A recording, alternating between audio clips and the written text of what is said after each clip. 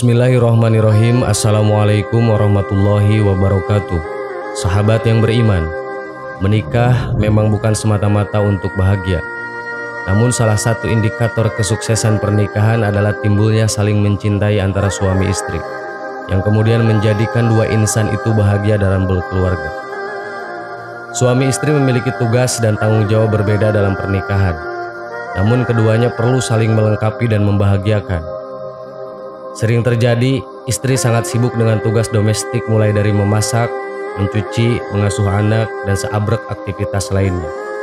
Jika kemudian suami kurang perhatian dan egois, istri akan semakin terbebani dan hal itu bisa mengurangi bahkan menghilangkan kebahagiaan dalam pernikahan. Berikut ini 5 tanda istri tidak bahagia dalam pernikahan. Semoga menjadi bahan renungan bagi para suami jika istri Anda mengalami 5 tanda ini.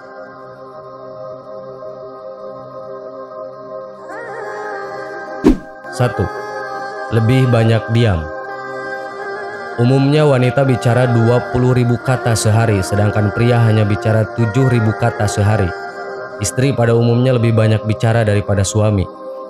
Namun jika terjadi istri Anda lebih banyak diam atau berubah menjadi pendiam dan tidak tertarik untuk berkomunikasi, Anda perlu waspada jika ternyata dia tidak bahagia. Dekatilah ia. Ajaklah bicara dari hati ke hati agar engkau tahu apa yang sebenarnya terjadi. Seringkali wanita hanya perlu diajak bicara dan didengarkan, itu sudah membuatnya bahagia. 2. Mudah marah. Wanita yang merasa tidak bahagia, ia menjadi mudah marah. Ada hal-hal kecil bisa memicunya untuk marah. Anak rewel sedikit membuatnya marah. Mencari barang tidak ketemu, ia marah. Suami pulang terlambat, ia juga marah. Segera lakukan introspeksi jika istri sering marah, apalagi jika perubahan itu baru saja terjadi. Barangkali ada hal yang membuatnya tidak bahagia dalam waktu dekat ini.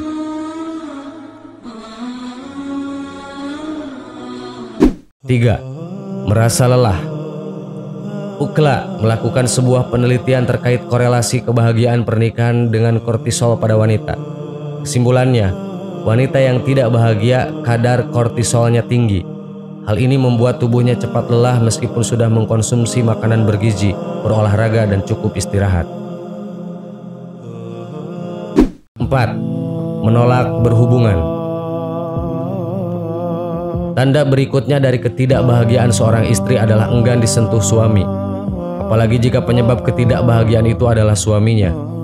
Jika disentuh saja enggan, maka diajak berhubungan pun ia kerap menolak.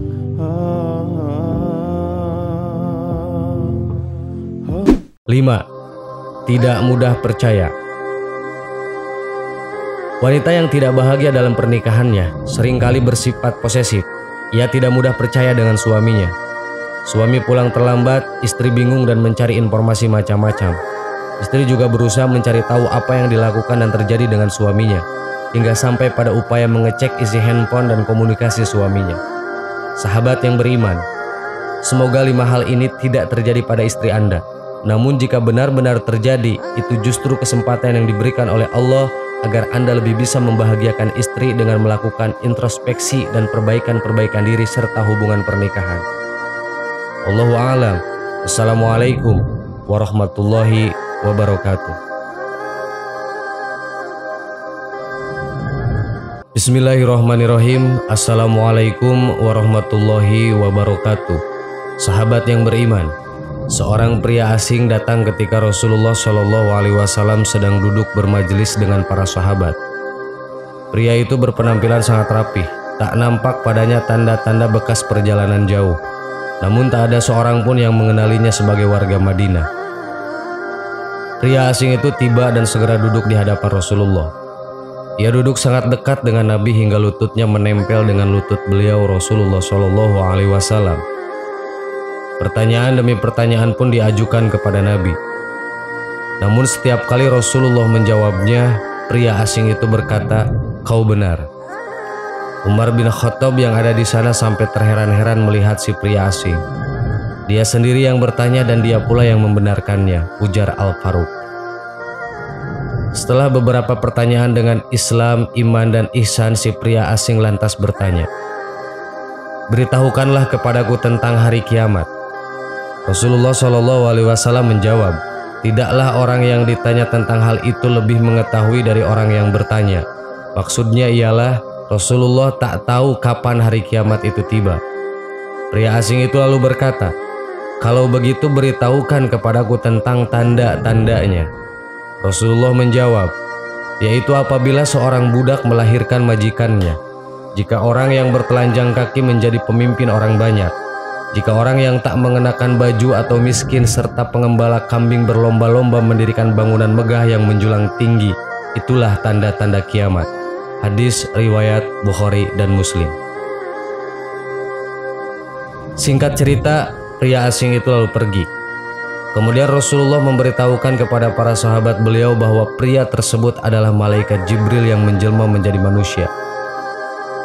Kisah tadi disyarikan dari hadis kedua Arba'in An-Nawawiyah dan diriwayatkan oleh Al-Bukhari dan Muslim.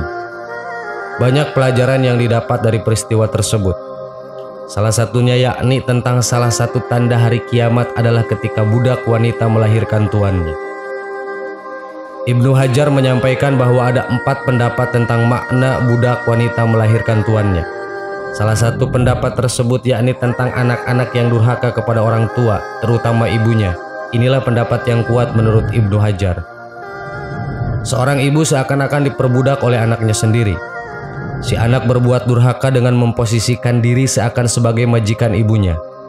Jika banyak terjadi fenomena demikian, maka itulah salah satu tanda bahwa hari kiamat akan segera tiba.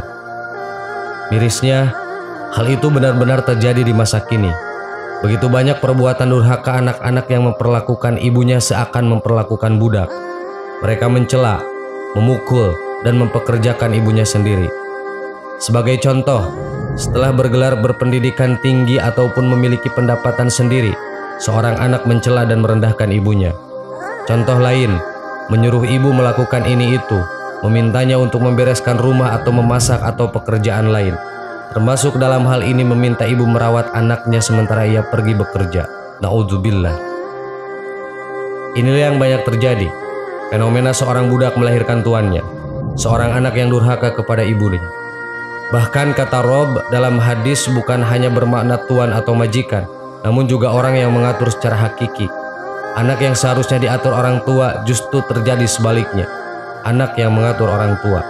Lalu anak yang seharusnya berada di posisi bawah setelah orang tua justru berada lebih tinggi dari kedua orang tuanya. Ibnu Hajar mengatakan, pendapat munculnya anak durhaka sebagai makna dari budak wanita melahirkan tuannya merupakan pendapat yang lebih kuat dibanding makna lain. Al-Hafiz menjelaskan dalam Fathul Bari, ini adalah pendapat yang lebih kuat menurutku, karena maknanya yang umum dan karena keadaan menunjukkan sesuatu yang dianggap langka. Di sisi lain menunjukkan rusaknya keadaan dan mengandung isyarat sesungguhnya hari kiamat sudah dekat ketika segala urusan terjadi dengan terbalik, di mana seorang pengatur menjadi yang diatur, orang yang di bawah menjadi di atas, dan hal ini sesuai dengan sabda beliau tentang tanda yang lainnya bahwa seseorang yang berjalan tanpa alas kaki menjadi raja-raja di bumi. Sahabat yang beriman, jelaslah bahwasannya ketika dunia sudah terbalik, ketika anak yang menghormati justru tidak dihormati, ketika orang tua yang seharusnya diagungkan layaknya raja justru menjadi pembantu, maka bersiaplah karena hari kiamat itu akan segera tiba. Allahu a'lam. Wassalamualaikum warahmatullahi wabarakatuh.